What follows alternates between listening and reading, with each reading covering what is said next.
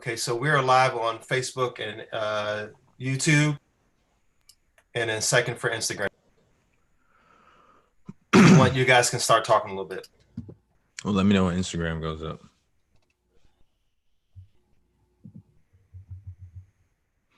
Thanks for coming on, bro. Oh man, I love this. Come on. I'm excited. I set 2 alarms this morning. Yeah, it's about to be hype, bro. Yeah. All right, let's see. Did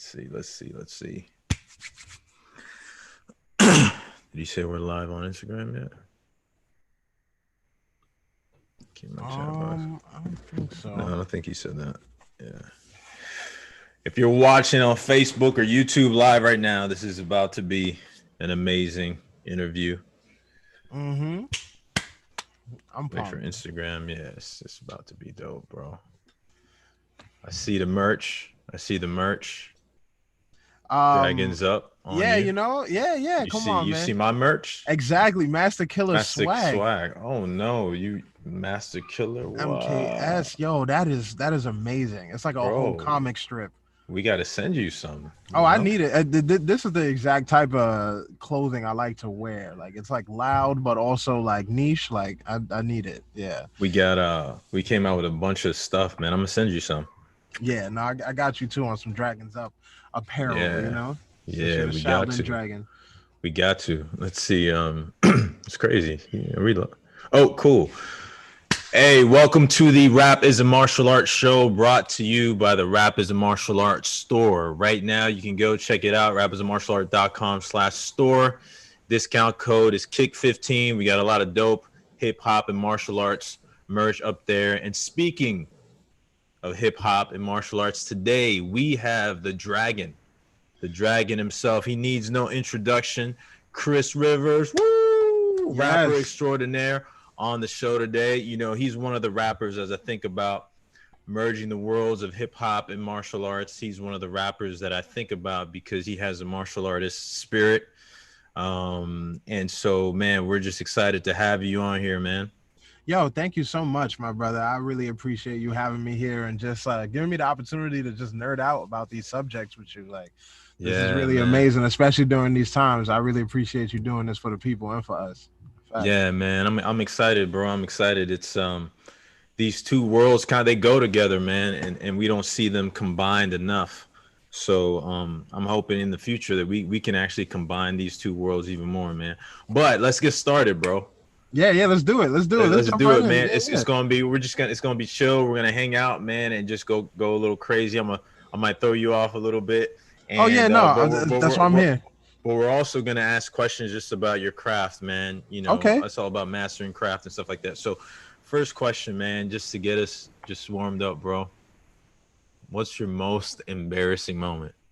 Oh, okay. So I was in 3rd grade at the time. And even to this day, I don't know if it's because of this, but I felt during that time I also felt this way. And this is really it's really been a hindrance when I go on tours and stuff. But like I don't like using public bathrooms. Like I do not like using ditto, bro. Like it's like, to me it's so just like gross. It's like everyone else is like so. But I was in 3rd grade at the time, and it was like 1st or 2nd period, like early in the day, and I really had to go, and I didn't know how to. I don't know. I guess my young mind at the time couldn't like tiptoe the circumstances, and I ended up crapping myself like in the like I took a whole shit. Can I curse on this? But I took a whole shit on myself, and I don't know how. I thought, like, me as an adult, I know, like, if someone farts, you smell it. I didn't know how I thought I could just like hide the fact that I shat on myself. So I'm there sitting down, just like letting it marinate, and then people are smelling. Like I'm also there like, yeah, this is crazy. Like, what is that? And then my boy, my own personal friend, he was there like, oh, he's like, Chris was feeling weird earlier. Like, I wonder if like, and I'm like, come on, bro. Like, I think everyone was like, knew it was like, even the teacher was being gentle. Like, they knew, but they didn't. So anyway, so I went to I ended up going to the bathroom to try, but it was there. But I stood there the entire day from 2nd period to the end of school with it, right? Then I come out still. Hold on. Yes, bro. You didn't clean it up? Yo, I thought that if I just perpetually denied it, like to myself, like and it took a lot of willpower to just be so like I thought if I perpetually denied it to myself, everyone else would. Anyway, so I made it out of school, cool. I'm pretty sure people knew, and then I get into the car. At that time, my mom had a car. She picked me and my sisters up, and as soon as I step in the car, she's like, "What the fuck is that smell?" Like, and I'm just like, like, and I had to tell her, and she was so upset. She made me ride the whole way home with my ass out the window, like, just just Just butt to out the make sure window. that Yeah, never happened again. well, and the smell, like, yeah, I had to keep, yeah, but that was pretty bad. And then following that same year, actually, I felt bad about this to this day. Chris, if it's another dude named Chris, and he grew up to want to be a cop. So especially if you're a cop, if you're watching this, I apologize. But like, because I don't want no beef. We was in the it was same year. I'm like, all right, I can't have this situation happen again. We're in the auditorium. The acoustics are amazing, and I was like, yo, I need a fart. And I was like, I need but I think it is gonna be like a silent, like I'm like silent, maybe that is the silent one. And when I say this, like verbiated through the entire auditorium, like it was so loud, and it was just me and Chris sitting next to each other, and like people were sitting in groups, and I just turned to him and I was like, damn, bro, why'd you fart like that? And yo, to this day, I feel like that's the first and last time I threw someone under the bus, and he didn't know how to handle the situation. Bro. Yeah, so there's an embarrassing one, and then also one I'm ashamed of. So that, yeah, that's crazy, man. That's so that. So where actually with that story, where is your mom Puerto Rican too?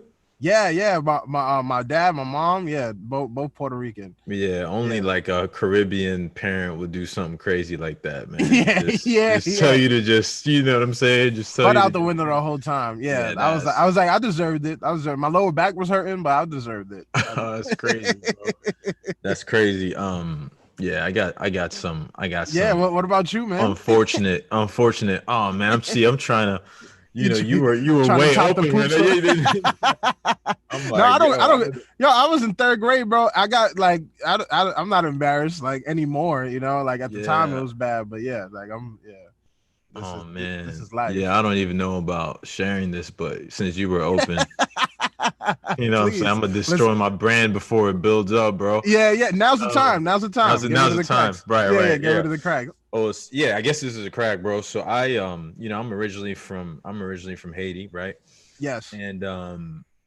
And so I went to international school growing up until high school. So I didn't go to an American school until later. So everything was taught in French and stuff like that.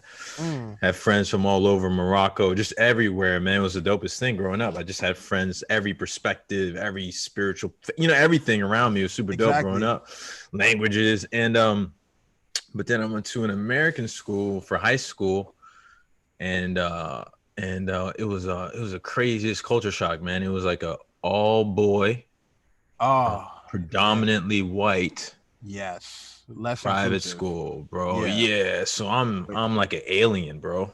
I'm walking through there like a freaking, like I'm looking at these kids like their life is like American Pie.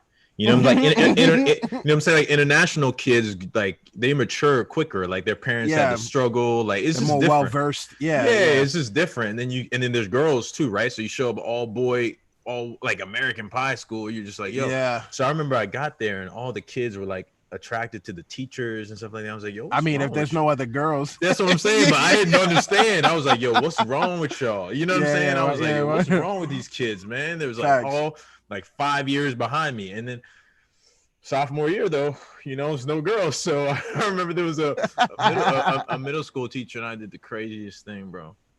I was trying to establish myself a little bit, and we were at the lunch table. Lunch table with all the kids, like all the jocks. You know what I'm saying? Mm-hmm. It was like, I'm like hyping you up. They're talking about this middle school teacher, and I was like, and I'm like, you know what? I'm not gonna talk about it. I'm gonna be about it. Yeah, exactly. Exactly. No, little black boy, no, don't do it. And so it was like after lunch, man, I just, let me just put it. I got expelled. I got suspended for 5 days for grabbing the teacher's butt. Oh my, you no words. You just went for it, bro. The terrible thing about this, I'm not proud of this. No, of course. The terrible thing about this This is on record. This is gonna be one of the most classic interviews right here because I'm saying this. The terrible part about it, bro, I shouldn't even. It went on for like a month. Like she didn't say anything. I think somebody else noticed something, and then she threw me on the. How could it go on for a month, bro? She looked Wait. back and smiled, bro. It was terrible. So like the butt was grabbed, time Over passed, and over. and No, then- over and over, bro. Oh, like this was at lunch. This was a consistent thing, bro. Oh my gosh! And then I think somebody so noticed it. So she probably got scared of the repercussions after it got a little Probably. hot, and then Yeah, probably. that's And so, crazy. and then she looked at me, and my parents, they taught me better than that and stuff like that. And so, no, I of remember course, yeah, they came, and of course, you think about the ethnic politics and stuff like that. Mhm. It was like it was different coming from this black Yeah. kid, you know what I mean? And so they made it like a whole little thing, and A my big mom thing, showed yeah. up. Yeah, my mom was like, my son Oh. would never do that, blah blah blah. Oh yeah, mom's voucher for you. Yeah, bro. And then I was like, I told the teachers, but I was upfront. I was honest at first. The reality is like, yo, it happened for so long, and even she admitted it. It made no sense. You're a teacher. She never said anything negative. Yeah, Would have turned around and said no, like that don't even stand. But I was so embarrassed, bro. Me and my mom were tight. My mom didn't say a word to me for a month.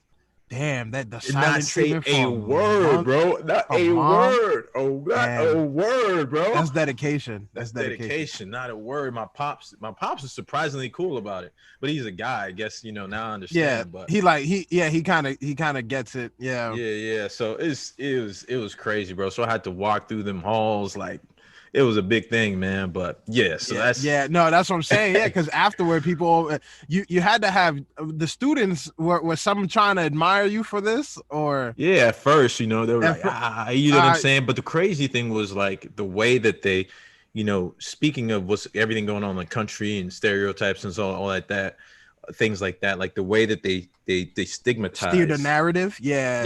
and stereotype, like it's an all boys school. It's not the first time stuff like that has happened. Of course not. Matter of fact, there was a kid there. His dad owns, I won't put him out there, but his dad owns a huge TV network that we all know. Mm-hmm. Billionaires, you know what I'm saying? He did it a couple times with me too. And once they heard he did it, they didn't say nothing. Oh no, they're not. You know what I mean? Of course, They're not yeah. gonna try to attack the elite. They're like, Right. So, Yeah. so you know what I mean? So it's like, so the narrative, it was kind of like weird. So I was super embarrassed, man. So for a while, just like walking down but it was a great learning experience for me to have to swallow that and not leave the school. Most people leave a school after Exactly. something like that. Yeah. Nah, my parents were Not like, to stand in your Yes, metaphorical shitty pants. yeah. Exactly. And somehow rebuild my reputation with the teachers. Exactly. Yeah. Which was good. I left on good grounds, you know what I'm saying? Yeah. And, Well, that's good so- because afterward you created your own narrative after it was steered. You know what I mean? Like that's got to be interesting. You had to learn so much about American culture, about elitists, about about how they could that's a crazy experience. Yeah. That's a crazy And experience. it's kind of cool. It's a blessing now. Like I've been around so many different types of people that I can adjust. And so even as artists, when it comes to business, God willing, down the line, it's like, oh, I've been with these elite white kids. Yeah, facts. You know what I'm saying? Like I'm not changing who I am, but I can adjust the situation. Yeah. Adjust so that I can maximize the opportunities. You know what I Exactly. mean? In any situation, whether it's a business dealing or even like relationships, like knowing who you're talking to and knowing who you're trying to move forward with, it's Right. a huge weapon in order to mentally either appeal or to get your points across in a certain way. Everyone has different languages. Even when we Right. speak the same actual language, it's like what words we use, how we the thoughts. So like the fact that Right. you're approaching it the same way you approach martial arts or the same way you approach it, like it's dope. Like you're seeing the most effective path to your goal. Right. Like, and that's fire. That's fire. Yo, bro, I'm already having fun, man. I wish I had you Oh, for like likewise. 5 hours, bro. Yeah, let's go. Let's go. Speaking of that, man, I was gonna say, like, speaking and navigating, people, emotions, situations, man. You're a pretty, for being a, prolific artist, very Thank you. lyrical, but also, you're a real artist. You navigate emotions a lot, you know what I'm saying? Not just in your music, but as a person, as a brand, Yeah. like, you know, and you navigate depression, different things Yes. like that, you know what I'm saying? Like, so, you know, empowerment, all these different things, man. I want to know a little bit, man, just for you to open up a little bit about kind of, I'll ask you like this first is what motivates you? One, You're right. what motivates you? Like if somebody was to open up, you know, Chris's brain and Chris's heart, Right. and something was like, "Do, do, do, do, do," you know, what Yeah. is that thing that motivates you? And tie that in for us a little bit to how you know, just how much you talk about those aspects of, Of you know, mental health. yeah, Yeah. yeah. Definitely. I would say the closest correlation between those two and something that's big on me is there's always this innate two things. Like I always say, like I feel like I'm living like as a person in duality where I feel like I'm the person that I feel like I can move the mountain with my Mhm. bare hands. I feel that strong, and at the same time, I feel like a wind could break my spirit. Like it's weird, like you Mm. know, by having that power, like I know, like there's a big part of me that knows that I can do great things and that I want to do great things. And there's also that other half of me that doubts that I'll ever be able to achieve it. And there's that inner fight in me. And I know that I really want to prove to myself that I could reach my max potential, and that desire to prove it. Like when I was a kid, like or when I was younger, when I first started it, like I think I wanted to prove it to other people, but I realized it wasn't that wasn't really the case, or at least in my ignorance it was. That now I just really want to prove it to myself. Like if you open me up and you saw, like there's this innate desire to, you know, when I'm on my deathbed, when I'm looking back, I really do want to say that I lived the best life that I could live, that I reached my max potential, and that I was put here for a purpose, and I found that purpose, and I fully explored it, and I gave everything that I was able to give. And I think that you know, when I talk about depression or mental health, I think it's important to, you know, self-analyze yourself. Like it's really difficult to navigate life without a purpose. You know what I mean? Without really knowing why you're here, or what the reasons why you're Word. doing it. Because then, especially when you're doing something difficult, like pursuing music or entrepreneurship or anybody out there pursuing their dreams, if you don't really have that solidified why, or that ultimate like realizing like, yo, this is why I'm here, that gives you the resilience to withstand the moments where it's really hard to keep pursuing what you love. You know what I mean? Mm-hmm. And in order to even figure out what it is that you want, most of us need to go through some level of self-analysis. It's sad, but most of the human population doesn't find that dream. You know, they just coast by.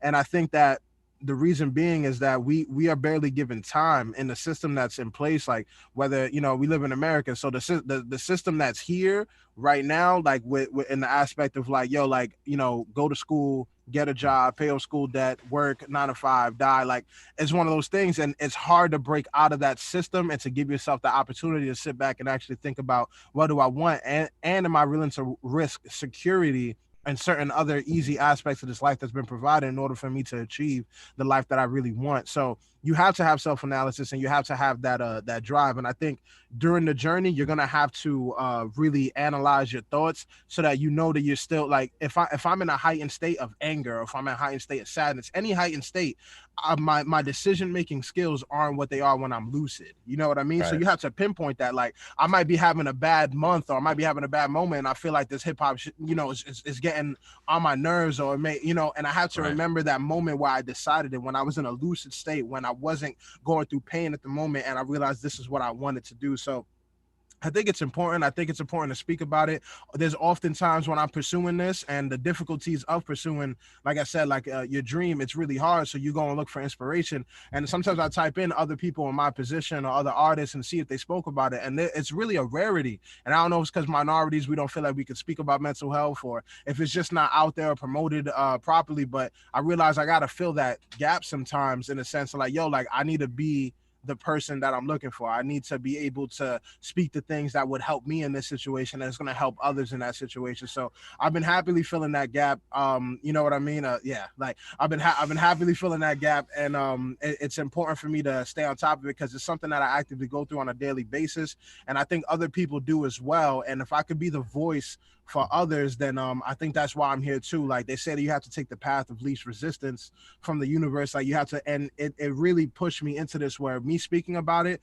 it's very natural for me, and I go through it. And my good friend Steph, she told me one time, like, yo, like you need to fully experience and fully feel things in order to get through them. You can't block them out. You can't try to Right. push them aside. You need to feel it. You need to analyze. You need to know why you felt it. You need to keep pushing forward and learn what you learn from it. So I allow myself to feel things. I allow myself to speak about it. I allow myself to have open dialogues, and hopefully it inspires other people to do the same, or at least it helps them get through their moments. And yeah, I think it's important, man. And we don't know. I don't know everything. I haven't cracked the code. I haven't, depression is something that you don't completely eradicate, but it's something you Right. learn to cope with. It's something that you learn your triggers for, and you something that you realize like, oh, maybe I have to, work harder in these areas so I can set my life up to be in a system that doesn't Right. cater or pander to my triggers or certain things. So Right.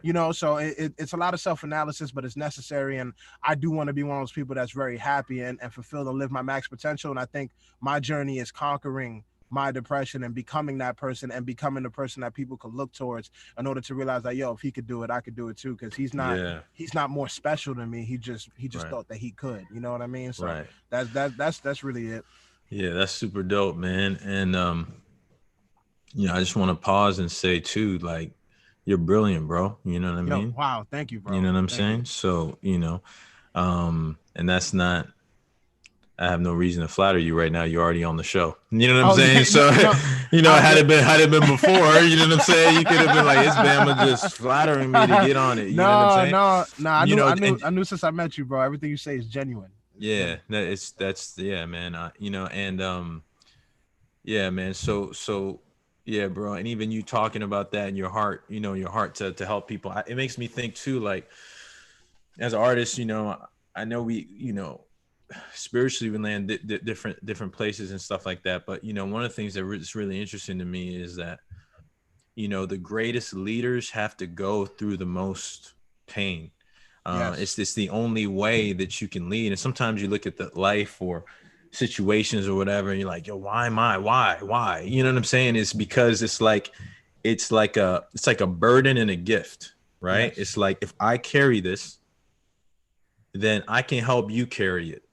Exactly. Or I could teach you. If I don't know how to carry this, I can't help anybody carry this. So sometimes it's a dichotomy, or it's like, God, I just want to help people. Why am I going through all this suffering? It's like, word, in a life full of suffering, you want to help people. Exactly. Like, I might have to let you go through some so you can help people. Otherwise, you're going to be tone deaf. And so I always think about that. Like, one of the highest levels of leadership is suffering and knowing how to go through.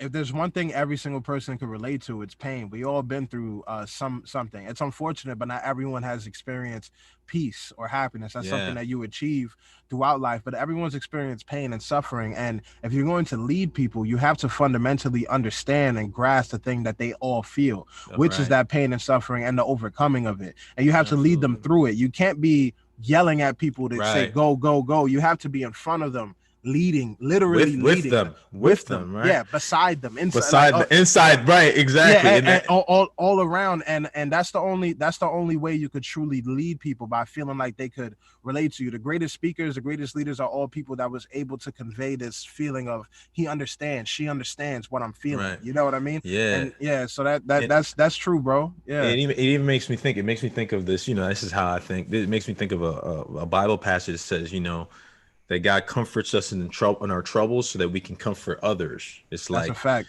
You know what I mean? It's like, I let the trouble be there so I can comfort you, so you know how to comfort others. So I just think that's dope, man. So I love the fact that you think about that and you share that, man. No, it's important, bro. Thank you. Yeah, I'm a slightly shift gears, but not really. Just another deep question for you. And then I want to know whatever questions you got to go back and forth. Of course. And then we're gonna talk about more like rap craft type stuff. Oh yeah. But also, yeah, man. I'm just gonna say the subject and let you talk about it. White supremacy. Oh man, like yeah. That's so loaded.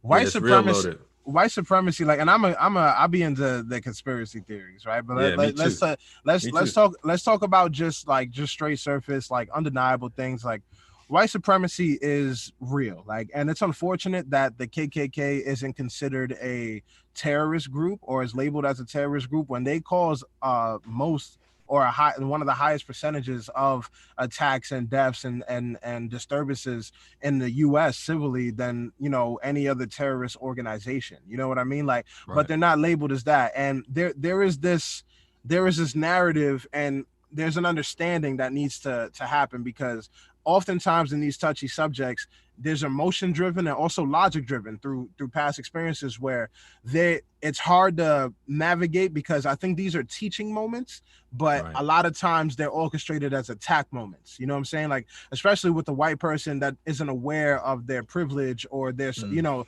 supremacy. So it's one of those things that, you know, okay, for instance, I was coming back from a show in Utah one time, and there was this Utah is like 90% Mormon or something like that, and there was this this white lady sitting next to me. She's a Mormon, and she grew up in a very you know, solidified bubble. And I learned this because you know, I'm not one of, I sit on an airplane, I'm gonna have a conversation if I'm sitting next to somebody for hours. So we started talking about our lives, and I spoke to her about my struggles and my trials and tribulations, and just basically just my whole life growing up. And she told me about hers, but she was also baffled at mine, because she never knew.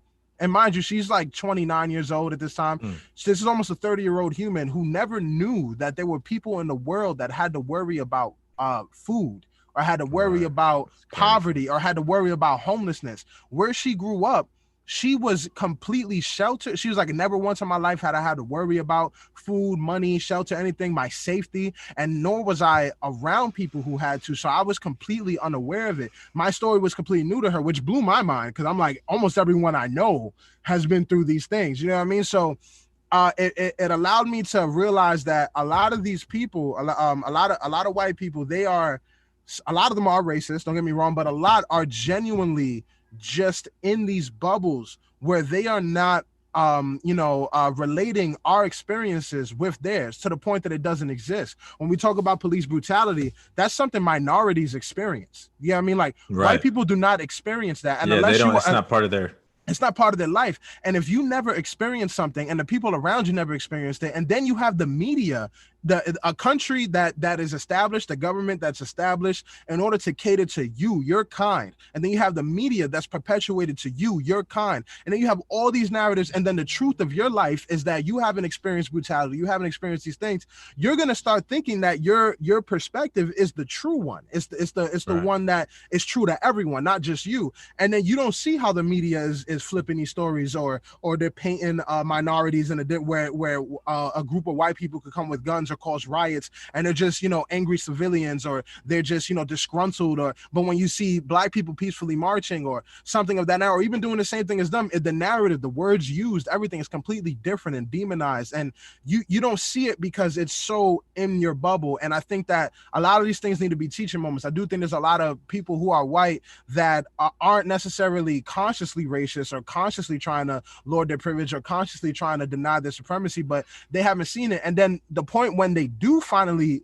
when it's approached to them, when we tell them, it's one of those things that, they have to almost, like, as a white person, it's nowhere near as much as the trials and tribulations you have to experience as a minority on a daily basis. But you being aware of your privilege and the systemic privilege that you have, it's almost like taking the responsibility that you didn't, that your forefathers placed upon you for doing what they did. You now have a responsibility to be aware of it and to know that you consciously need to move in certain situations if you want to be considerate towards it. And that makes them feel guilty, and they have to take that guilt out and just kind of, they have to get rid of that in order to get to the next level. But if you never consciously made decisions that you felt were racist, or you never consciously made decisions that you felt damaged anybody and it's part of a system, then you probably aren't going to feel like you need to do more, or that you feel like you're being attacked. And I've seen it so much where these situations where communication would really help, but there's a lack of it. And since people are feeling attacked and emotions are high, like, there's no solution there. And it just sucks. And that's dealing with the people who actually, I feel like, could make a change and aren't consciously doing that. But there are the people in power, the 1%, the people who own 90% of the wealth is 1%. And the 99% of the population is dealing with maybe 10% of the wealth. And those people are in power. And there's a distinct difference. Like, I think white supremacy is another tool that's used for divisiveness, for dividing. The 1% are actually the rich ones. They are the ones with all the power and the wealth. They actually don't really care about other white people. Like, they don't care about other white people. Yes, the system caters to them because they themselves are white people, and they're going to create something that caters to them themselves. So as a result, it's going to cater to people who are like them. But ultimately, they are the less than 1%. If you, as a highly trained martial artist, was going to fight 1,000 people to your one, you would most likely lose, even if all of them were trash at fighting. You're fighting 1,000 people. So how do you? I don't know about that, Chris. Yeah, no, well, maybe not you. I'm just playing. I'm just messing. It's a bad example. No. It's a bad example. Right, but I'm saying, like, but in order to most effectively win that fight, you're gonna want those 1,000 people to fight amongst themselves. So what do? We create religious wars. We create race wars. We create wars over gender differences, over sexual orientation, everything. And I think that that's what people have to start to realize, is that there is a line that has been drawn. There is people who own the major corporations, the people at the top. They are using the world as their puppets and pawns. And yes, white supremacy is a result of it, but it's also a masquerade that they're using in order to create this divisiveness. And it's unfortunate. But yeah, it's loaded as hell. But yeah, you go. Yeah, no, it's good. I mean, I appreciate too, even as you speak about it. I think in these times it's so crazy divisive, where people don't have the empathy to understand the fact that it's jacked up, but some people just don't know. Like, some people are just not even fully aware. We know the terrible situations. We can identify that, but I remember you can even have blind spots as a minority, right? Yeah. Like, of how bad it could be for, like, bro, it's funny. I was at the mall with Corey, and we were shooting a video. He was second time he was out here. We were shooting a video, and I went to the mall with Corey and Jim. You know Jim? Jim? Oh, his cousin. His manager, his cousin. Yeah. So we were at the mall. We just saw the video, or whatever. And bro, I've been in so many circumstances growing up that I know how to be a chameleon. Yeah, like, I know how to be the dude that the cop stops, and I can change my vernacular, change my whatever. Exactly. You know what I'm saying? And it's like, they changed the way. I wanted you to be violent. Yeah, whatever. You know what I'm saying? But we was at the mall, and Jim and Corey just being, super nice, but just being themselves, just New York, just, not shifting. That's just who they are, bro. Exactly. Let me put it this way: I've never been helped so much at the mall before.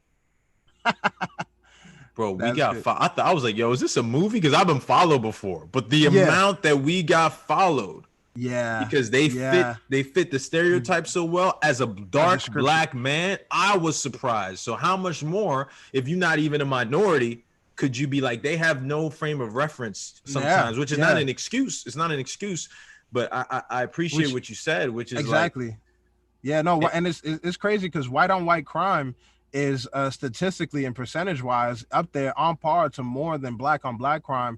And certain things, like, there are narratives about our people that is steered, that puts these images of us as animals or savages or stereotypes in people's heads. And if their only experience with us is what the media portrays, and then very isolated incidents that perpetuate it, then they're going to think that. And then it shows, like, I watched a YouTube clip of a dude. There was a place where they could carry open arms. There was a white dude and a black dude, same gun, same block, same situation. And the white dude walked down the street just to show the difference. They had a camera hidden, and he had like a assault rifle. And he came out, and there was calls reported of a dude with an assault rifle in the street. So the cop came, and he saw it was a white dude. He parked up the car. He got out. He's like, "Excuse me, sir." He's like, "Oh, why do you have this? This gun?" And dude's like, "I'm just exercising my right to catch." Like, he was being aggressive towards the cop, and the cop was like, "No, like, I'm just trying to tell." Like, boom, same exact situation. Black dude walking down the street. There was no words. They pulled up, hopped out the car, weapons drawn, yelled at him to get on the floor, on the ground. You got, like, these two exact situations. The only difference between them is that one is white, one is black, and the response is totally different. There's a contextual difference inside of a lot of people's minds that make them treat minorities a different way because of this context that they have, and that context is being steered, then the crazy thing too is one of the things, and then is this, man, is like, one of the things I think as entertainers, one of our biggest responsibilities is to change the images and the narratives, because that's people use art in propaganda, like, you know what I'm saying, like Nazi Germany. You know what I'm saying? The propaganda, the way that you saw Jews, the way they drew them, the way all that is to dehumanize them. Yes. And so it's like even entertainers just realizing like, yo, we got so much power, you know, even just as an industry, you think of minorities who have power. It's like, yeah, you may not be the 1%, but you do have a voice. And it's like the images that go out that people see, you know, when I go to China and I try to get a job, or my white friend John goes to China and tries to get a job, they have two different images. Yeah. And those are from movies and from music and whatever we put out. And so, you know, I love that. It's like whatever narratives people have in their minds, it's crazy. We all got the same narratives in different ways. It's like if you at a cash register and you see a black dude with a hoodie walking up to you, black dudes like this too, because we all seen the same movie. You know what I'm saying? Like exactly. Like we actually have the same. We have to deconstruct them. If we don't deconstruct them, we see the same dudes from the movies. Exactly. There's a saying. It's like you need to program yourself, because if you don't, somebody else will. You know what I mean? And we're programmed to, and there's some people who perpetuate these stereotypes, not even you know, consciously, but some of us are also seeing these perspectives exactly as you said. And yeah, that's crazy. Like we got to wake up. We got to detoxify our mind states and ourselves, and we have to start, like, there's even certain like you know, a lot of people are upset at like certain huge celebrities. Like let's use the Kardashians, for example, like huge celebrities that, like, you know, when Kim started wearing braids, you know, cornrows, a lot of people, oh, she like trying to act like she invented cornrows. And it's like, yo, this is like, we've been wearing, Egyptians like had corn, like we've been doing this for so long. But again, their lens of our culture is so distilled and just narrow. But then when you even see, like, I always tend to ask why, and it goes back to white supremacy, where the colonizers, they like to eradicate cultures off the face of the earth and then rewrite history. You get what I mean? That's why they knock the noses off of sphinxes, you know, so they can make it seem like that, you know, they won't show the wide nose that's indicative of African descent. Like, you know what I mean? Yeah, go on. Yeah. Well, no, I was gonna say, to your point, I love to your point too. Like, not only that, I think one of the biggest, you know, when I think about spirituality or even think about the Bible, I think one of the biggest things, you know, as people think about people have so much history off, and like, you know, most of the writings are happening in the Middle East and Africa, right? Like, it's not in Europe, even though the images would make you think that. But it's interesting where it's interesting, like when you think of I think one of the biggest apologetics, one of the biggest interesting arguments. It's just a side note that I like to think about when people, you know, take the Bible in the context of white supremacy and what it's done and stuff like that. It's like, I just tell people, yo, there's a reason why. Oh, two things. One, there's a quote I love. It's like I forget if it was Frederick Douglass. I forget who said it. He said a lot of Black Christian. Yeah. He said, you know, I worship the God of the scriptures, not the God of the slave masters. And basically he's saying the God in the scriptures, in the biblical scriptures, is not the same God as these people are saying. And I love this. It's like, if the Bible was so toxic, is meant to enslave Black people, right? I say this, then why would they give them a slave Bible? Why would they give them only part of it? Exactly. Because they have to distort it in order for it to be used to harm them, right? Like, it's like if the whole thing is supposed to harm them, if by nature it was designed to harm them, give them the whole thing. Give them 2, give them 3. You know what I'm saying? Don't give them part of it. Like, you gave them part of it because you don't want them to see it. You don't want to see the whole context, because then they might mess around and be like, hold up, we're made in God's whoa, hold up. Every tribe, every nation in heaven.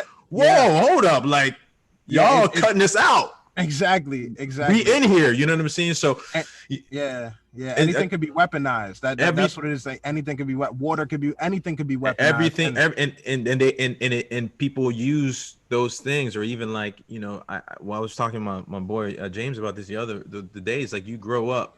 Like, I didn't grow up in church. I didn't grow up around that stuff really, but I remember images. You grow up, it's almost like you would think this is, I think, one of the saddest things, because it pushes people so far away from the scriptures that have had such a transforming impact on my life. And I understand, because it pushed me away too, is like, you see all these images of these people, and it's like, no Black people, and it's no this. It's like, you would think that these stories happened in Europe. like in Yeah. France. No, And it's Middle like East, bro. Like, Middle yeah, East, Africa, like, you know, the exactly. Queen of Sheba came to see Solomon. She's the Queen of Sheba, bro. Like, she's How is super she? dark. Yeah, She's yeah, black. Like, you know what yeah. I'm saying? Like, even the songs of Solomon. Like, so, anyways, there's all these different things. Anyways, I don't want to get into all that, Nah, but nah, it's a lot of nah. But there's an important distinction between organized religion and God. You know what I mean? And your right, perception of it. Like, and like I said, like the way it's weaponized is organized religion. It's when right. they use the influence of this religion, of this entity, this spiritual awakening, and they Mhm. use that in order to manipulate people. And that's what deters most people from Right, the core premise of it, which is actually to help, to God, right, to, you right, know what I mean? Like, so it's definitely unfortunate when you take something that helps so many people and then also weaponize it to destroy so many people's right. perspective of things. You know what I mean? Yo, Like, but you got to siphon through it. It's a good lesson in not taking everything at face value and not take, totally. like, learning for yourself. If you Right, only know what people tell you, you'll never right, know the truth. You'll never know the truth. You know what right. I mean? Like, so Exactly. it's important. It's important, bro. Well, bro, I wanna respect your time. We having so much fun, bro. I'm telling you, I But yeah, no, just it's a good time. It's a good we time. got We're here. Yeah. we here because you got 15 minutes, but we got And so much to. we'll push it. We'll push it. I've been texting. I'm gonna stay as long as I can. Okay, all right, cool. All right, let me know when you start swinging because I want to get I into some got you. stuff with you. Yeah. All right. So, any questions you got? And Yeah, then we gonna get to definitely. the yeah. This one is a little music related. Because I'm gonna read the question off, but I'm gonna explain a little bit. So the question was, how has your journey been trying to combine two niche markets into one, and how have you remained so consistent over time? Because I personally feel, like rapping now is it's different than what it was before. And you stick true to, you have lyricism, you have compounded syllable, you have that rapid pace, you have that, and that's already, it's unfortunate, but that's already a niche market in hip hop right now, where the masses are going for just the turn up or just the loose mind stuff. Like, you're providing a heavy dose of lyricism where it's already niche, and then you're also providing martial arts, which in itself is a niche market as well, where not everyone is in love with it, or not everyone knows Right. about it. So you took these two things that are already niche and then you combined it all. And me as an artist, I know how hard it is to try to just push real content and real music and to push a passion. So for you, as somebody who took these two already incredibly hard things to push, combine them, and has not stopped pushing it for years, like, how do you do that? What made you decide to do that? And how do you mentally just stay on track with that? Like, you know what I mean? Like, where does that passion come from? Yeah, bro, that's crazy. I should have known the deep thinking Chris was gonna have some deep. Oh yeah. Deep, I don't know. I should have known whom. Nah, that's a great question, bro. I think for me, well, it's just part of who I am, man. Like, if I'm honest, like, when I was growing up, my dad never wanted me to listen to rap music. Yeah. Like, they work hard, come out of Haiti, you know what I'm saying? They got to do just first in their class all the time, go to France, first in their class. They come over here, they're like, yo, we worked our out of this third world country to get you here. You're not playing around, you know what I'm saying? No risk. No risk. Yeah, you know what I'm saying? So it's like, stop, Yeah. So I didn't, once I got older, he chilled out, but growing up, but I always loved words. And it's something cool about DNA. When you look at your history and your past, like, I had a whole lot of military generals in my dad's. So actually both sides, not like soldiers, but like generals. Right. But also my mother's dad died as a revolutionary journalist in jail. And so, like, it was weird because, like, I always was drawn to, like, war as a warrior, not because I like war. I'm a peaceful person. I prefer that, but just by makeup, by wiring, is just who I am. And I always love words. And then I remember, like, learning more about my family. It's like, oh, like, yo, it makes perfect sense. Like, this is what I come from. Like, exactly. You know what I'm saying? And then because I grew up in so many, like, this international environment, you know what I'm saying? And I went to this private school with this environment. Like, honestly, man, I wanted to rap, but I felt like I had 15 different identities. Right. You know what I'm saying? Self-discovery was difficult. Yeah. It was like, yo, I got all these different people who operate. There's this Haitian kid from a third world country. There's this private school kid. There's the international kid. There's this kid who likes you know, pop music. There's a lyrics like, so it's like, yo, who that, like, Who? How do I like, harness? how do I harness this? Yeah, exactly. How do I harness this? And then it was also like, and what's my entry point into hip hop? What's Mhm. my authentic entry point into hip hop? Because I'm not from the Bronx. You know what I'm saying? Right. I'm not this, I'm not that. So I'm like, and I've done martial arts my whole life. My dad put me in it. It's who I am. And then it was like, of course, it's who I am. The relationship between martial arts and hip hop, it's just in my soul. So it's like, I remember I was rapping one day and I said, rap is a martial art. And I was like, yo, that's it. It Like, is. this is, yeah, it is. And this is how I see it. And this is this is where I belong in this culture. Like, this is where I don't have to reinvent myself. This is where I belong. Exactly. So I think just that being me, and then that's the lyricism. I remember when I couldn't rap at all, I couldn't express the energy inside of me. Right. I go to school. I'm looking. Nah, that's not the energy inside of me. My joint is like the blah, blah, blah, blah. You know what I mean? So Yeah. so that's how it got to lyricism, I think, man. And so the combination is just natural, and I think it's a place where I belong. And also, you know how people are like, people say culture vultures. Yeah. I'm not really, you know, I'm not big on stuff like that. Like, you appreciate different cultures, but I also saw a gap in the rap world, which was like, people are getting away with a lot of martial arts stuff because they're not in a martial arts environment. So you can Yeah. kick and punch, and you could be the rap martial arts guy. Right. Right. And I'm But over it's here not- it's sitting not- like, I'm actually a martial yeah, artist. and I I'm over actually here rap. sitting like, oh, you're a samurai? Word, really? Like, that's all you know. I'm over here sitting like just because Houseway, yeah. yeah, also because in the martial arts world, like, just having a black belt or just having whatever, what does that mean? Like, what does that mean? That's like saying I'm a rapper. That doesn't mean anything. Yeah. Because in that circle, you know, when I was growing up, it was like, we're trying to be the best master. Yeah. So you saying you have a black belt or a black sash doesn't mean anything. That means That's one nothing. step. That's one step to the goal. Yeah, Yeah. it doesn't mean it. anything. So in the rap world, though, you could be like, yo, I've do this my whole life. It's like, yeah, what competition did you win? Like, who was your teacher? What, you know what I'm saying? Where's the real accolades? What is it actually? Yeah. Yeah. So what's going on here? So I think for me, it was like, yo, I felt uniquely disposed to take that position and take that spot in an authentic way. That's so amazing, bro. Yeah, You know because what I'm it really shows, like, throughout your journey, that it was a same thing with finding your purpose and knowing yourself. Like, you really chose the path that felt, that least resistance, that feeling like, yo, this is who I naturally am. How do I harness this? And that's so fire. Like, you molded yourself naturally through the nuances of your life to become this person. Yeah, and you just got drive.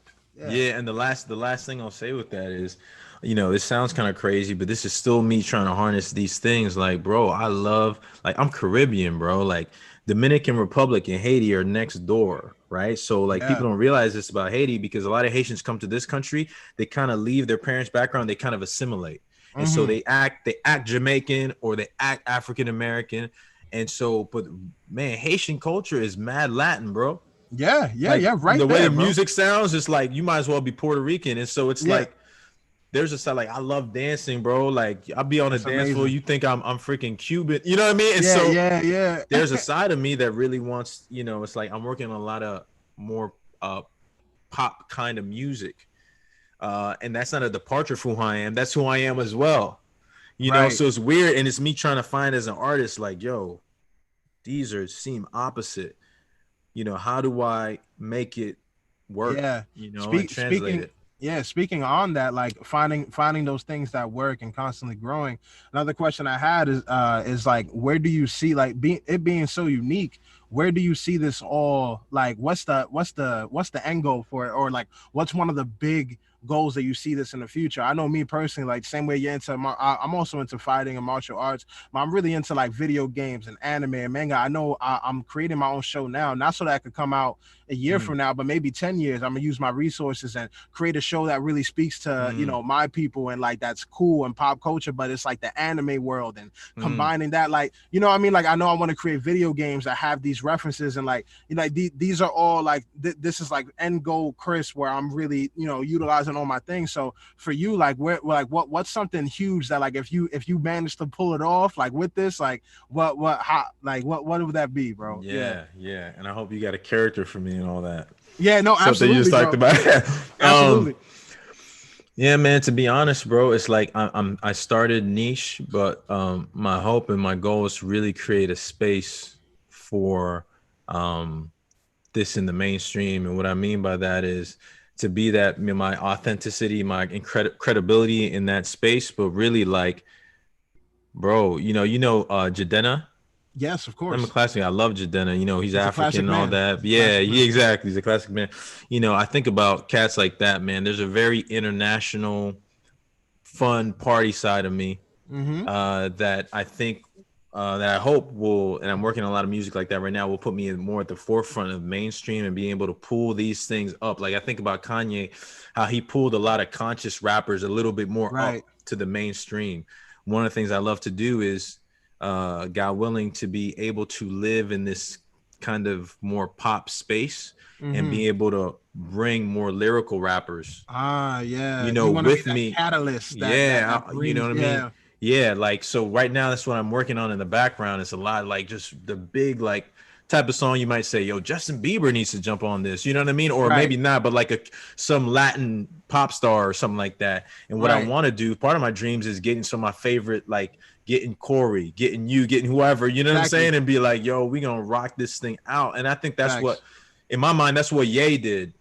The conscious rappers could not, and I think Navigate. you Yeah. you navigate like, how do I come in here? And then so that's something I He would love opened to it. do. He opened. You want to open some doors. You want to open Yeah, I some want to open doors. some doors, but That's amazing, bro. there's cats like you who trying to do similar things. But also, I think I'm working on a show right now with a guy that we're gonna pitch to Lionsgate and different things like that. Some writers who are already established writers Mm-hmm. making a show about hip hop and martial arts, It's gonna be but amazing. it's like a fictional, it's like a TV show Yeah. Yeah. using You're it, and so exactly. You're transcending media. You know what I yeah, mean? movie show. That's amazing, bro. That's Yeah, really I want to get that market. Even hip hop and martial arts clothes, hip hop and martial arts festivals, hip hop and yeah, martial bro. arts. You It's need to be almost the like all the meat that the Wu-Tang left on the table. yeah.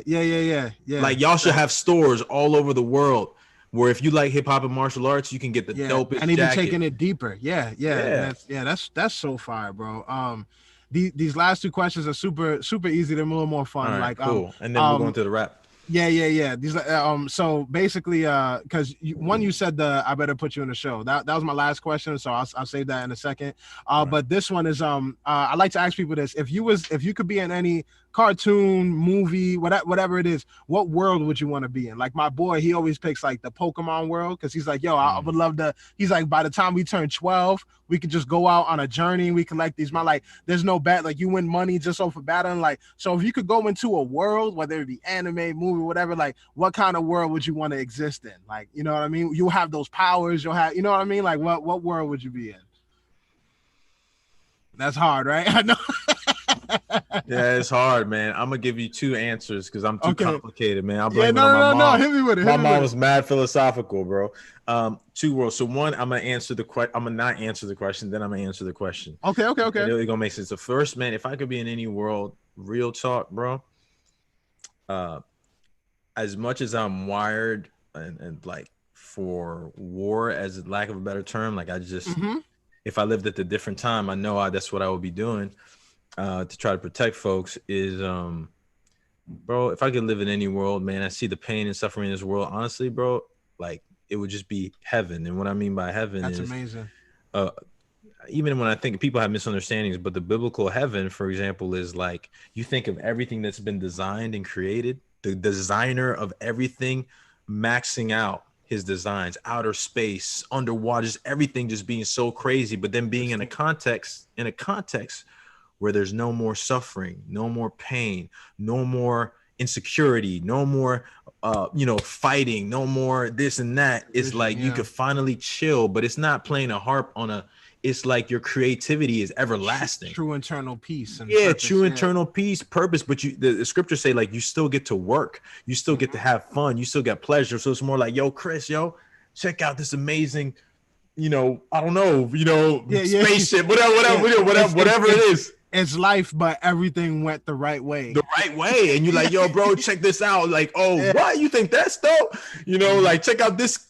I'm gonna do a kick, and it's gonna create a whole universe. You know what I mean? Like, it's like, because why not? Why not? Whatever. You know what I'm saying? So I think just being in that place too, and having your soul satisfied. Like, I really believe love is at the center, the most important thing that we have. And so even the concept God is love, a lot of times I believe we feel emptiness in our hearts because we're detached from the very thing we were designed for. Like the scriptures say that God designed us for a loving relationship with him.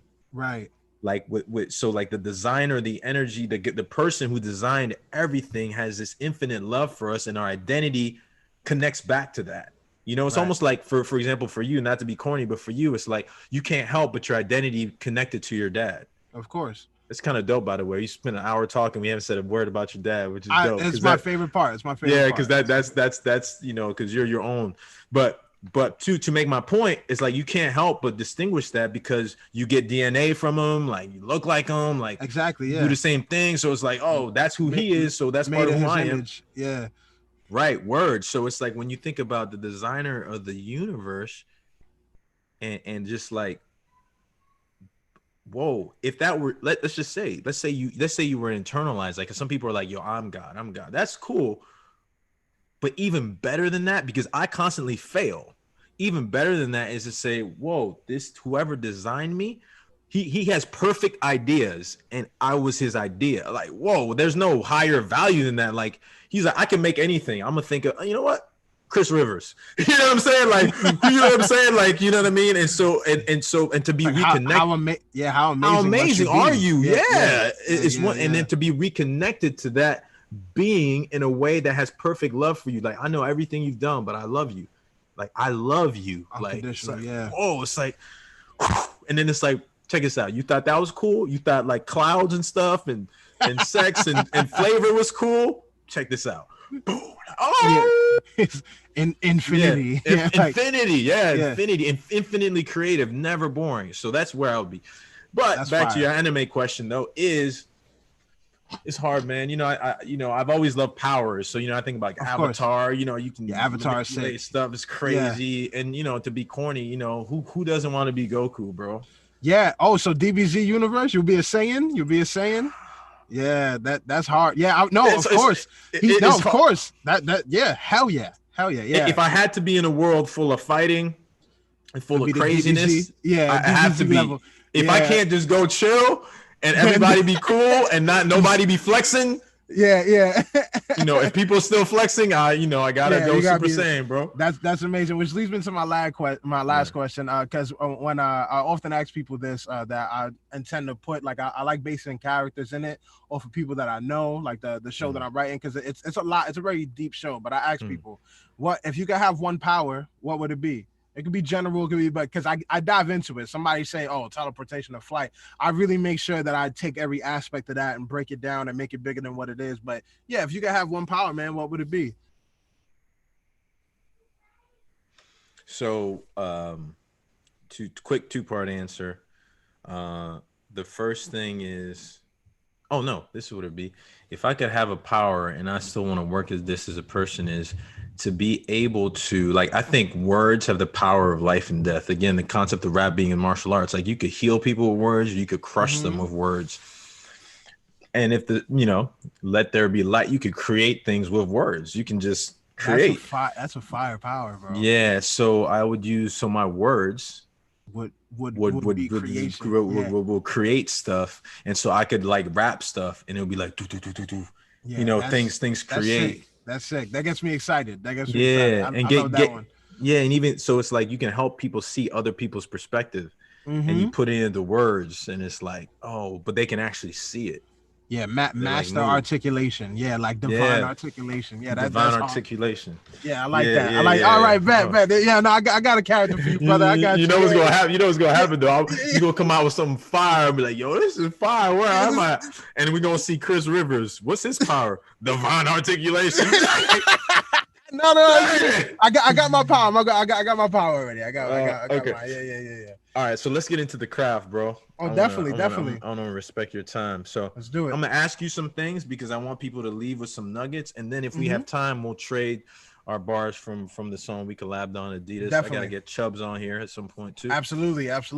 Love that guy. All right, so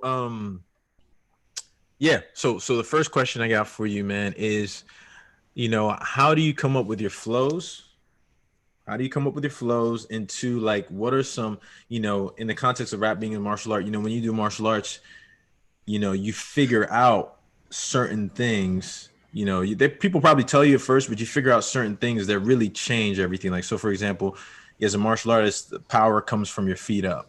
Mm-hmm. And you never want to believe that. You're always trying to move your upper body and stuff like that. And then one day you realize, yeah, and it even comes from your toes. The second your foot hits the ground, boom. If your body twists and stops the second your foot hits the ground for the upper body, it's gonna change everything. That's your speed, everything, right? And that's something you train. So for rap, one is how do you find your flow?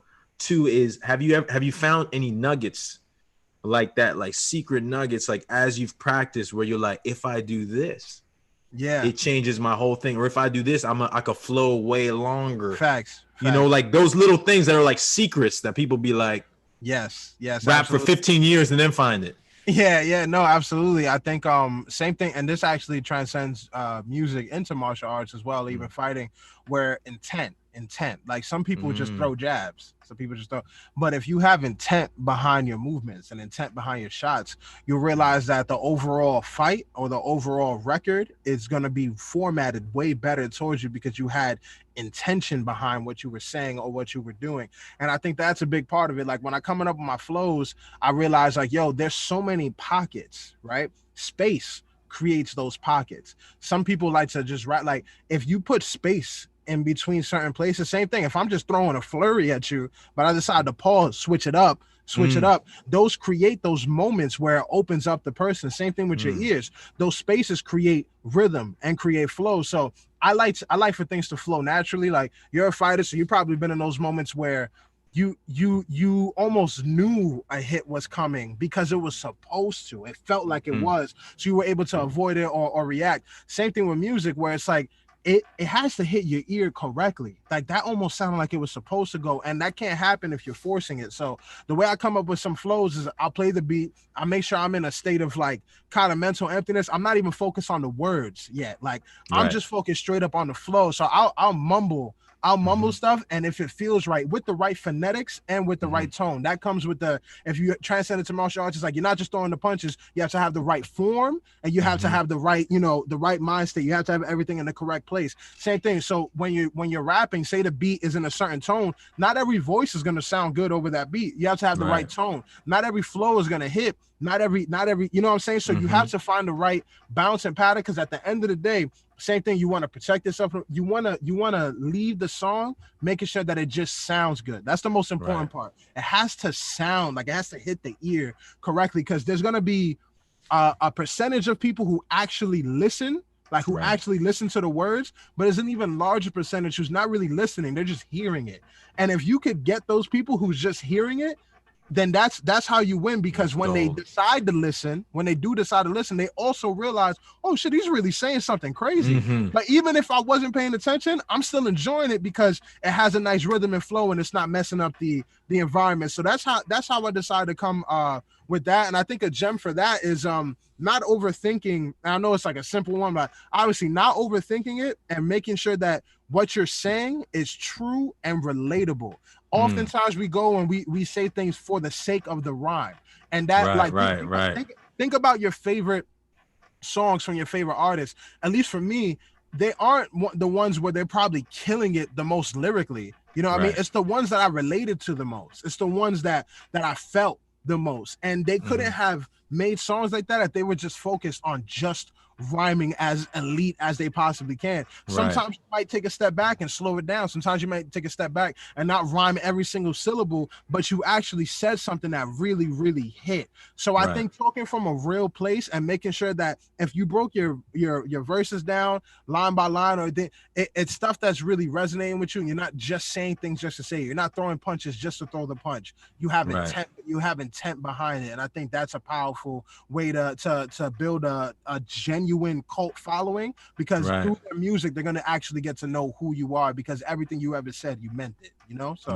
that's important. Look at that, man. Master's class, man. You just thank you, bro. Thank you. I just transformed right now, bro. Super Saiyan 2. Super Saiyan 2. Yeah, exactly. That's super dope, man. What would you say leave people with one last gem, because those are some big gems if people really apply that, man. Um, how long does it take you to write a song that you're happy with? A lot of times people see the finished product, Hmm. but people get discouraged because they're like, man, I spent this amount and it's still whack. You know what I Right. mean? Like, what Yeah.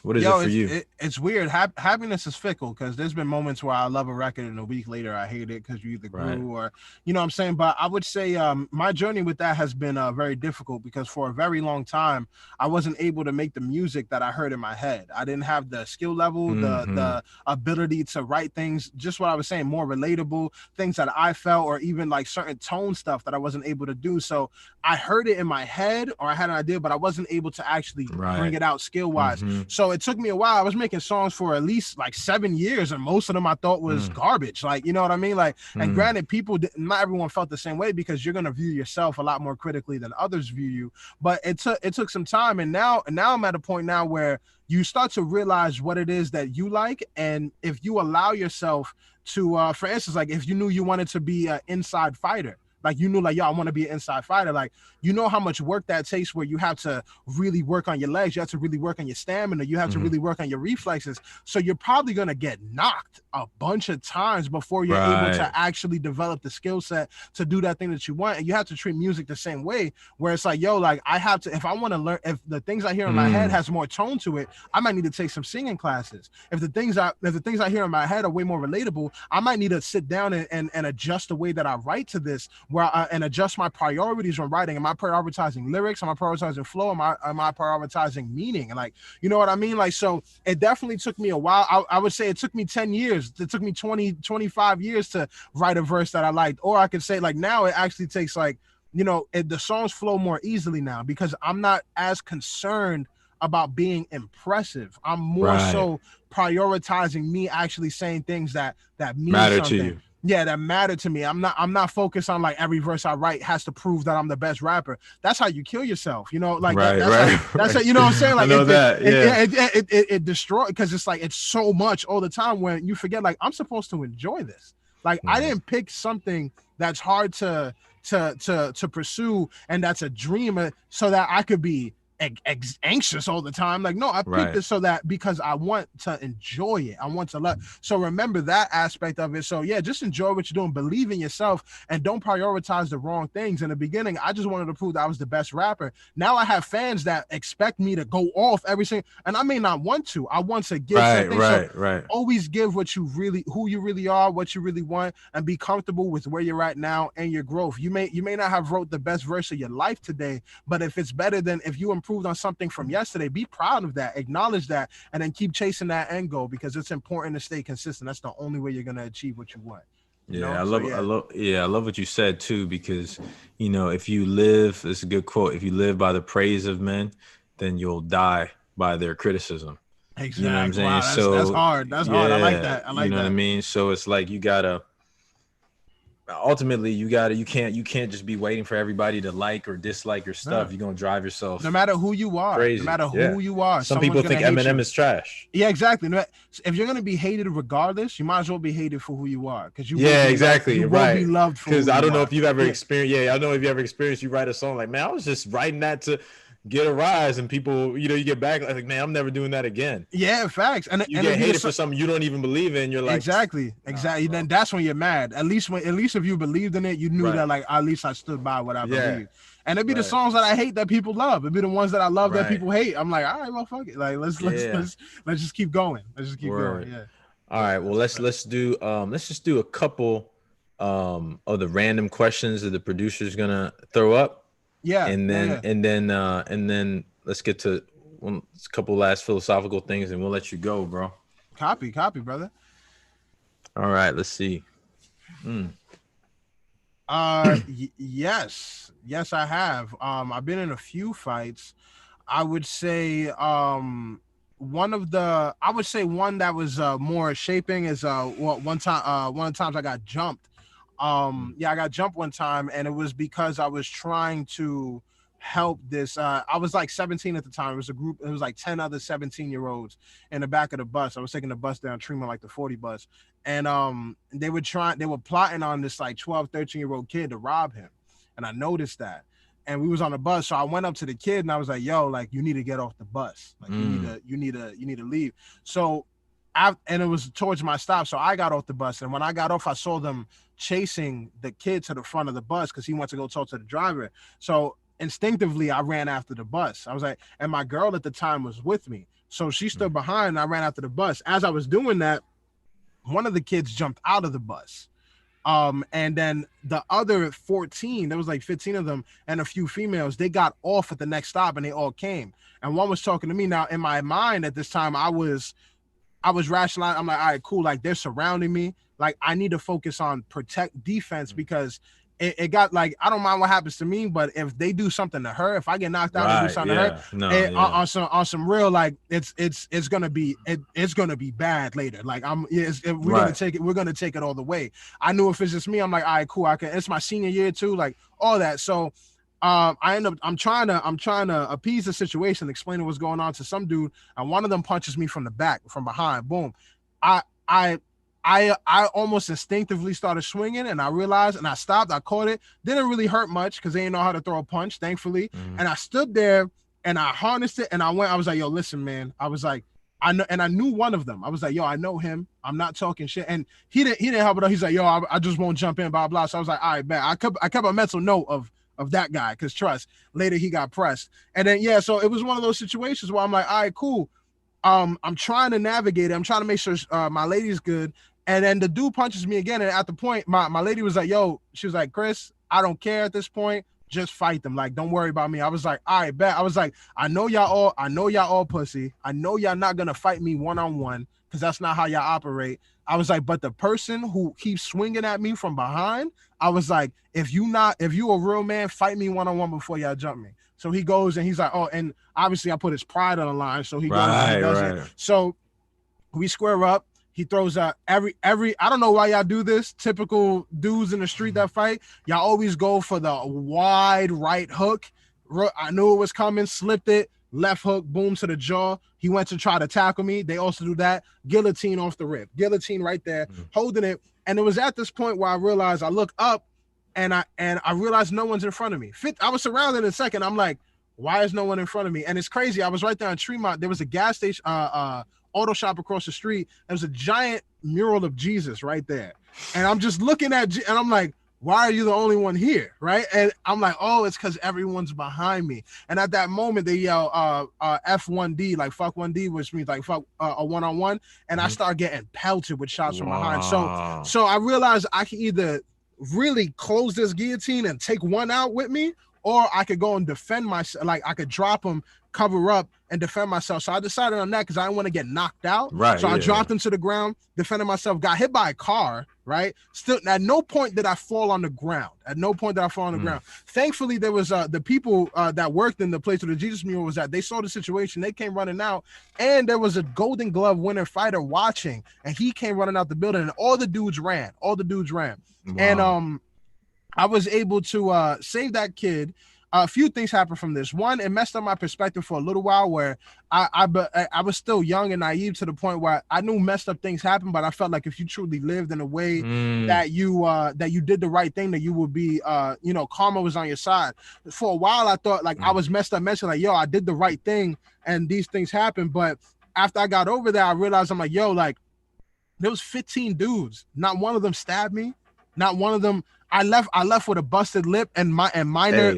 I'm like, yo, that's a blessing. Like, you know what I mean? Like, and I'm like, yo, and I would do it again. Like, I will never be the one that sees someone being and do nothing about it. And because of the Golden Glove dude, after that, that's when I started getting more into boxing. He was like, yo, he's like, he's like, you defended yourself real good. I could tell, because at that point I knew how to fight, but I didn't have much professional training. So he was like, yo, I'm not gonna lie, like you did a good job, but you could always be better. And that from there, I joined the boxing gym, and that's when I started getting more into fighting. So it was definitely transformative afterward, and it was a lot of stuff I needed to navigate like inside of me, but it affirmed who I was. Like I will definitely do it again. I defend people. It's who I am. I never let the bullies rock. I will always stand up to anybody, and I will be more prepared now because I allowed myself to train. I allowed myself to get into those moments, and yeah, man, it was that was one of the transformative fight experiences that I had. Yeah, that's a dope story, bro. Thank you, bro. That's a classic moment. Yeah. Yo, P.S. I want to respect your time. How much time you got right now? I definitely got at least another 15, 20 minutes. Like we'll keep on. You let me know when we're nearing the end, and okay, I'll let you know. cool. Okay, all right, cool. Yeah. So for me, have I ever been in a fight? Yeah, there's a few times. I'm trying to think what's the most entertaining, funny one. Right. You could tell me if this one's not entertaining enough, but this was barely a fight, but I thought it was entertaining. So, like I said, you asked me favorite place, like heaven. Like I don't like confrontation. You know what I'm saying? Like I don't like but the problem is I'm built for it though. Yeah. And so yeah. And so, but when you don't like it, you want to avoid it. Mm-hmm. You do your best to. Yeah, and you're like, all right, fine. But that's when people like to test. That's like people like to test. It's like, nah, bro, just all right, fine. But so this is just like a funny one. I had a girlfriend who lived in Boston, and because you brought the girl, made me think about that. Yeah. And we had just seen Troy. You seen Troy with Achilles? Yeah. With the horse. Yeah, of course. So the whole movie, he's just beating up everybody, right? Yeah. So you leave the movie like, and you hype. Yeah. yeah. I know what you're talking about. You think you're Goku. You like, jumping off. Like, you jumping over. Yeah, you're like, you got to build a horse right now. Like, yeah. Right. I come out thinking, I got my theme music. Walking around, just waiting, you know what I mean? And so I'm walking down with her, and we're in Boston, and she was part Mexican, but mostly white, so she looked white. So we're walking down, and there was some dudes in a limo who were just probably drunk, or I don't know whether they were just like mad loud, like, yo, just feeling themselves. He's like, yo, look at that, I think they might, I don't know if they said the N-word, but they were just like hurling stuff. And so I'm like, she's holding my hand tighter at this point because she knows how I am. Exactly. I'm acting calm, but inside I'm like, dude. Yeah. It's like a clock, until yeah. And so she's holding my hand a little tighter, and they keep on saying stuff, and they're like, yo, black guy, blah, blah, blah, blah. And then they're like, and you're with that. It's like, oh, nah. Bro, I don't know. I just black every time I get in a fight. It's almost like I black out. You know how Bruce Lee, I don't want to be corny, but it's like I didn't hit. That's literally like how it be. Like every time it's like I just black out, and it's like, and nothing crazy really happened. It was just a confrontation like this. So they were driving in the middle of the road, and as soon as it said that, I didn't even think about it. My body just went like a Terminator movie. Boom. And when the limo was in the middle of there was a lane in between. I didn't even look right and left, bro. It was like in a movie. It was like, boom, I'm walking to their car. And so a car stops, hits me. I didn't even look at it. Keep on walking. As soon as they see, like, I'm crazy, this car almost hit me. Like, I didn't flinch. It's like, no. You know what I mean? Like, and I don't know, bro. I didn't even premeditate this. I just took his head in the car and slammed it. Like I took it and I slammed it against the window. You seen John Wick? You ain't seen Troy. Bro, yeah. And literally they're like, oh, because the limo full of people, like devastated. And I just turned around and I walked back. And Boogie, like just happened. Just like one it was thing, a jump, bro. Yeah. Just like I just walked out, bam, turn around, walk back. Keep it and pushing. It was crazy. And I'm not saying I'm not proud of that. It's just a funny story. The crazy thing is like, literally there was no black people anywhere around, but as soon as that happened, it was like black people jumping out the bushes. So, yeah. There was like black people everywhere on the street when I came back. That's retribution, bro. I'm not one for violence either, but it's unfortunate. But some people are molded in a way that they will be cruel until someone stands up to them. And I'm glad. I hope next time he thinks twice before he just starts being a douche. Like crazy, yeah. Like why you a douche? Like I'm sure your girl was a little hype after. Yeah, she was scared. She's like, Yeah, And yeah. she was like, let's go. We don't know if they have guns. Or, you know, I was like, all right. Like not everybody in So, limos yeah. have guns, okay? Just Right, some. right. Just So yeah. So it was. that's you know, that's hilarious. it Yeah, was good stuff. funny. I would assume most of your fights end quickly since you since you. I don't know, but I've never been the- in like a. I don't know, man. I'm a. You know, it's like Yeah, I don't. I prefer. It's funny because the more you train, the less actual fights you're like. I don't like actually fighting. I don't like violence. I don't like beef. I don't like nothing. Right. Like I enjoy the art of fighting. I enjoy sparring. I enjoy those things. But I'm not gonna. Yeah. I'm not looking for trouble. Like like Yeah. Exactly. I enjoy. Yeah. Like it's like Yeah. To me, it's just silly. It's almost like for what? yeah. For what? Yeah, Like, makes can we no just? sense. Yeah, Can we? that's cool. Can we? I get it all out when I train or when I fight with my friend. Like, you know what I'm saying? Like I don't have any pent up rage or aggression right now.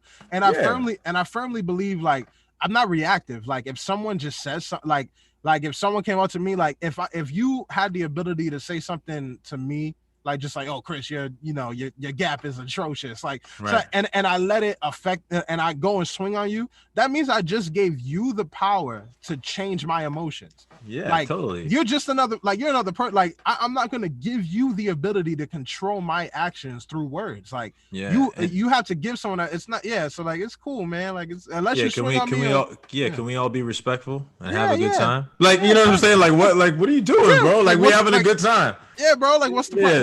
what's the actual problem? Like like Yeah, can we like, like you what? just can't you just hurt. You need help. Yeah, what's the deal, bro? Like No, I feel yeah, it's you. nothing more frustrating, bro. And also it's like I'd rather just move on. Like you're not gonna be a part of my life. Like this Yeah. is not I'm not gonna let this become a moment. Exactly. Like I got other things to do. Like you not This is let's not move important. on. Yeah, this is like not important. you're having a bad day. Yeah, Not, you know not what I'm me. saying? Yeah, that's a fact. So let me interesting thing, man. I you know, one thought that I always have, man, every time we hang out, man, every time we get a chance to talk, I wish we had more times, but every time we get a chance to talk, like, you know, I have a good time. And one of the big things, man, is you know, we talked about this a little bit before too, is like you said something that made me think earlier, and we can't really get into this, but I'm big, like for so long, you know, I told you I was around like doing Kung Fu with my teacher. I was around a lot of Right. Buddhism, Hinduism, you know, Christianity. I was like, nah, heck no. You know, my Islam, all these different things, you know what I'm saying? It's crazy because you know, had done all this research and all this, and, you know, I had done almost like one-sided research, right? Or in a sense, it was like, you know, it's like, this is all the reasons why not to think this or not to believe Right. that. And I realized I couldn't answer the other side. Mm. I couldn't say, well, why does this person who has this research and has other research, why would they believe this thing? You know what I'm saying? Like, you know, like you being in a debate, like the person who's most informed could be like, I already know what your answer is going to be. Right. You're supposed You know what to I mean? be able to fully argue both sides. If when you're in a really debate. informed, well, if Yeah. you're really informed about the Exactly. subject, Right. you know, you could be like, I know why you think that, but that's wrong. But what I've seen with a lot of, and I understand all the things, but I think about like the Bible, one of the things that breaks my heart, to be honest, is when I think about it, is like, I did all this research, but I couldn't tell you like, oh, this came from Horus or this came from blah, blah, blah. But I couldn't tell you the flip side, really. I couldn't Right. tell you like why. No, it'd be like, yo, it's been changed so much. Like, why would this dude says it hasn't? And what's his information? You know what I'm saying? And so one of Right. my biggest things, like I tell people, all right, so let's almost like remove that for a second, because then you could go for ages back and forth. But just the it'll never concept, end. just the concept is like, I asked this question, and to see what kind of where your mind's at, and then there's a thought that I have, but how do you define love? I don't know if I've ever asked you this question, but Yeah, no, that's really beautiful. or how do you know somebody loves you? Exactly. I think the first and important thing to realize is that love is all encompassing. It's more than it's not just a feeling. It's also a mind state. And it's a feeling, but it's also a mind state. And I think it's important to understand love language. You understand? And it's one of those things where a lot of people aren't informed about what love means to them, or they have a view of love that's been tainted by who they perceived loved them and how they did that. You know what I mean? Like Mhm. if you feel like your parents loved you, but you grew up in an abusive home, Right. or if you feel like, you know what I'm saying, or if you felt like your first girl loved you, but she cheated, or so, Right. or whatever it is, and you start realizing there is toxic love, there is all these other forms of love, or at least what these people are interpreting as love, As love, or maybe right. misinterpreting as attention, or as lust, Mhm. or as other things. So I think love, true love, is genuinely reciprocated, unconditional love. It's a care that you have for someone where there is zero expectation. I think that's where real love comes, when there is no expectation of something from the other person, when there's no when you don't need to be something in order to fit my mind state, when you don't need to behave a certain way or be for me in order to love. Like when you love someone for who they are, for what they are, and for their journey and for their growth, that to me is a very pure form of love. You get what I mean? Yeah. Like, and not to say that is the only type of love, and all-encompassing unconditional love, but that's a very pure form of Yeah. love when it's not based on expectation. And I think that it's important for people to first develop self-love in order to, like, it took me a while to realize, like, if you don't love yourself, you can't love nobody else. I always thought, like, oh, that's bullshit, I love other people even when I don't love. But it's really true. Like, you won't really know how to love someone until you learn how to love yourself, because innately everyone's flawed. You have to love someone who's flawed. You have to love someone who disappoints you at times, who maybe lies to you, may lie to yourself, whatever it is. And if you learn to love yourself through the growth and through those things, you're able to have more of an understanding. So I think love and understanding is side by side, because in order to love something, you should understand it and why you love it. And I think it's all encompassing. And I think it's like I said, it's not based on expectations and it's not conditional, but that's one form of love. And I think it's one that we need to reach, where we genuinely love and respect each other for who we are, and we don't expect people to be who we want them to be, but just who they are, you know? So Yeah. No, that's beautiful. I think, one of the things I always think about is like you said, there's so many forms of things that people call love, or people will be like, somebody say, I love you. And it's like, anybody could say anything. You know what I'm saying? I could tell you I love you all day and sleep with, and sleep with your girl type of thing. That's Exactly. what people just say love. It's just I words. love you. It's just words. Yeah. And so one of the biggest things, like you said, man, is like, it's a mindset. It's also like, it's a love is an action verb. You know what I'm saying? It's an action verb. And one of the biggest things for me, man, and this is just, it's no meaningful for me spiritually, is like, if I told you I loved you, and I was I was willing to take a hit for you, you know what I'm saying? Take a bullet for you, take a whatever. To me, it's like, I could really believe that you're willing to get harmed for me. You know what I'm saying? Like, I'll put it this way. You out with your best friend, you get jumped, he runs away. You like, yo, what the heck was it? What happened, bro? Yeah. What the heck happened, bro? Like, I'm not sure we're still cool. Like, what like, happened? What like, was either that you're about? a coward or you just don't love me. Because guess what? Most people, even cowards, if their daughter's about to get hit by a bus, all of a sudden they become Braveheart. When you really care about something, you put your neck out. Exactly. Like, you're willing to get hurt. You know what I'm saying? Like, my wife, my kids, anybody, I'm jumping in front of the bullet. No questions asked. The certain things. Yeah. You prioritize certain actions instinctively. Yeah. Yeah. And it's just like, one of the biggest things, for me is just the concept, man. I always tell people this. I was like, man, if I take away culture, every single one of us wants to be satisfied spiritually. Every single one, it doesn't matter what you call it. It's like every single one has a desire. Like, we want to know our purpose. We want to know our origin. We want to know where we're going. Like, all these things. Like, why am I here? Like, I just popped up. There's a ball of fire just hanging out in the sky right now, giving us life. Like, it's a fairy tale. It's like we live in Dragon Ball Z. Like, it makes no sense. Bro, there's just a ball of fire up there. Like, exactly. Hanging over nothing. No, the intricacies of the universe is really magical when you start to get into it. And that's the word. It's like beyond science. It's like, this is magical. Like, was this magic? Like, what the heck? So like, for me, man, it's like our souls desire awe. Like, we desire to be in awe. That's why it's like, we could get a drug or a girl or something, and after a while, it's like you almost get bored. It's almost like we have something inside of us that needs something larger than life Yeah. to, you know what I'm saying, to be in awe of. And so one of the things you said, one of the things is like when I put together this idea of like what is love and the leader from what we were talking about at the beginning, I just thought Exactly. back to that. The leader being able to go through suffering and knowing what suffering is. I tell people this. I say, bro, even if you think the Bible is nonsense, even if you think the whole concept of salvation is nonsense, right? I tell people this, bro. I'm like, bro, you can tell me whatever you want. I said, but I've had a kung fu master before, right? Then you think about samurai culture, right? You shame, right? You kill yourself, right?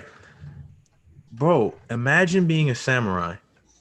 Okay, you do everything you can to please your master, right? Obviously not in an American slavery type of master. This is a master that you want to follow, right? Exactly, because you want to become like this master. You admire this master so much. Idol, you want to be. teacher, yeah, exactly. You got a relationship with this master. Imagine that you know you've been walking with this master, you about to take over for him, whatever, and you have a bunch of shame. And so, you know, you're about to end it, right? And your master's like, stop. And your master ends himself. He's like, I'm going to take your shame. Bro, if you're a samurai, do you know how mind-blowing that crap would be? There's never been such a thing. A master needs not do that. Exactly. A master needs not do such a thing because you are privileged just to be in the master's presence. Yeah. And so for me, even as a martial artist, man, looking at all these international cultures that have been in Hindus, all these things, bro, I tell people, man, whether you believe it or not, the very concept of the gospel to me, and a lot of people don't know, you know, because they get on these American churches that want money and that misuse all this stuff. But the actual scripture, the concept of this good news is mind-blowing, bro. There's not just a controlling being like, I'm gonna do whatever I want, y'all gonna suffer whatever, like worship me. It's like, yo, bro, we talked about this before. A leader, you said this, a leader is inside there with you, he's with you. So the very concept that this being, the divine being of the universe, would ever come down in a man's shoes and suffer and be spat on and be depressed and be beat, bro, if it's not true, it's the greatest freaking story ever. We better the best-selling book. Yeah. Bro, we better. And you know, the crazy thing is the best-selling when people actually miss this, bro. You could go to a Christian down the street, they don't even know. I'm like, why did Jesus die for your sins? They can't tell you all these things. And so for me, it's mind-blowing. It's like, okay, this leader, this master who designed everything, loves you so much that one, he's gonna be honest with you. He's gonna be like, I love you to death, but guess what? The things about you that are self-destructive, I can't vibe with. They're not cool. Why? I love Chris. I don't want Chris to become a heroin addict. If your sister became a heroin addict, you're not just going to love her for who she is in that moment. Yeah, you're going to love her for who she is, but you're going to tell her, sis, you got to stop. Yeah. Like, I love you. Like, you're not just going to tolerate everything. You're destroying yourself. You're destroying yourself. You can't tolerate that. So even the concept of sin, like, well, God, why would you say not do this? You're so controlling. Nah. You would tell the people you love too, like, stop self-destructing. Like, please, I love you, right? But then the concept of you come down, you suffer. I don't see no presidents coming down and suffering with me. I don't see none of that. You actually suffer with us. Like, and then you say this concept of like, yo, I'm gonna tell you the truth. If I call this is how I see myself, a spiritual criminal. I see myself as a spiritual criminal. And what I mean by that is I sin all the time, even when I don't want to, right? And so it's like I'm constantly doing things that hurt me, hurt others, right? Right. It's like, okay, well, if God is righteous and there's a penalty for that because he's got to do the right thing, to me, it's mind-blowing that God would say, I'm righteous, so I'm not just going to pretend this didn't happen. I love you. So it's like, yo, what do? God is love. And he's like, I'm not just going to say I love you. I'm going to come down and I'm going to take the penalty for every single one of those sins. And guess what? Eternal life is a gift. You ain't got to backflip for me. You don't have to do a bunch of good things for me. You ain't got to do this. It's like, if you want to marry a girl, you don't put 15 locked doors, before she gets to you. No, you make it as easy as possible, bro. You know what I'm saying? You're like, if there's 15 locked doors, you're going to unlock. You're going to get up and unlock every door so she can get in. You know what I'm saying? Right. And so to me, it's mind blowing just the very concept that, you know, that scripture I told you before, like the wages of sin is death. You gave life for love, but there's the wages that what we earn is spiritual death, but the gift of God is eternal life in Christ Jesus. Like I'm a type of person that's like, I want to chill, bro. I don't want to fight. I want to chill. I want to have a good time. Facts. I don't want to do all these things to satisfy some being, right? Yeah. But then just to imagine that martial arts master being like, I'm going to go through suffering. I'm going to do everything that you actually deserve. I think you deserve this. I'm not telling you, I'm telling you, you're brilliant. I designed you. I loved you. And you also self-destruct and destroy others. And you deserve hell. You deserve the life to be taken away. That's not why I created life. But I love you so much. I'm going to pay for that. And guess what? I'm going to give you a gift. Like you getting into heaven is a gift. You cannot earn this. All you got to do is admit that you're guilty and trust me. That's it. And here's the gift. Heaven forever. You get to chill. Not because you were so great, but because I loved you that much. And guess what? I tell people this. I used to hate this thought growing up. Like, God, are you so egotistical, man? Why you need people to worship you? What the heck is wrong with you? And it blew my mind. You know, every time we enjoy something, it's a form of worship, right? Check it out. If you, I almost messed up instead of meat. I almost said meat. If you're vegan, imagine yo, P.S. I found some dope vegan places in Florida. I was thinking about this. Like, this vegan life is amazing. Spots. There's a few spots. I was like, this is I was feeling all light and gray. I was like, this is amazing. But anyways, when you're enjoying a meal, what do you say? You're like, oh, bro, this is amazing. Like, yo, bro, this awesome. Spot, this delicious. Is awesome. Yeah. When you enjoy a show, you start saying these things. And so what I realize is worship and pleasure are directly related. Like every love song sound like a worship song. Your eyes, you know what I'm saying? Like you're worshiping this girl. And what you're doing is you're actually enjoying her. You're getting pleasure. And so what if the only reason that God designed worship, besides the fact that if you design everything, you deserve it. Like besides that, he's like, I actually want to maximize your pleasure. If you can actually enjoy this being that loves you infinitely and designed everything, knows everything you did and is willing to forgive you, then your joy will be maximized because you won't even have to hide from your own identity. Like, oh snap, like I gotta hide. It's like, nah, bro, I got flaws. We all got flaws. We even have desires that can hurt us. Right? Like I might want to sleep with every girl around me. I'm gonna die from an STD. That's it. I was gonna say it's real. His STDs are real. Yeah, that's the desire I might have. Or you're gonna get killed off or child support. Yeah, one or the other. Right. So we have desires. If you think about sin, like we have desires that are not helpful. That's just the bottom line. Like all of us do.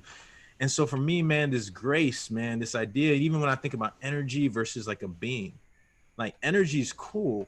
But it's like, where does energy come from? It's like, we like to relate to each other. Like we're having a conversation. Mm-hmm. This is dope. Like I love to talk to people. And it's like, can you imagine, bro? You think of your favorite artist. Like, man, I would love to sit down and talk to him. Can you imagine if you could sit down and talk to the being that designed everything and loved you? I have a lot of questions. That'd be lit. Yeah. Word, but you know what I'm saying? Like, so I just leave that thought with people where it's like, yeah, that's beautiful. I always leave that. It's like, you take away the noise and understand what this book is actually saying, what God is actually trying to say here. He's not, he's saying, I love you. I was willing to suffer it. So there's nothing egotistical. I was willing to suffer and die for you, not just your past sins, but your future stuff. Like I want your guilt off of you. I want your shame off of you. And I want you to have a relationship with me where you can always know that I love you in this world of suffering. Like this world is like broken. It's fallen. Right. We're gonna have issues. All of us are gonna have issues. But in the midst of that, bro, I could be like, well, God, you see me, you got me, you love me. Yeah, and this I'm understood, and I'm understood, and it's short. It's like there's a next part, and the last thing I'll say with this, because I'd be passionate about this stuff. No, it's important. I always be a stickler for truth. I love. I'm gonna send you a link to him. A great guy. He actually just died. His name is Ravi Zacharias. You ever heard of him? He's I heard the name Zacharias, but yeah, he's an Indian dude who and a scholar, and he goes and he talks about all these spiritual subjects, and he's really dope. He just died, but rest in peace. But he I love. He had this slogan. He said when he said himself, he's like, when I gave my life to Christ, the Christ of the Scriptures, not the American Western thing, the Christ of the Scriptures. He said, I always promised myself. He was suicidal. He's like, I would never check my intellect at the door.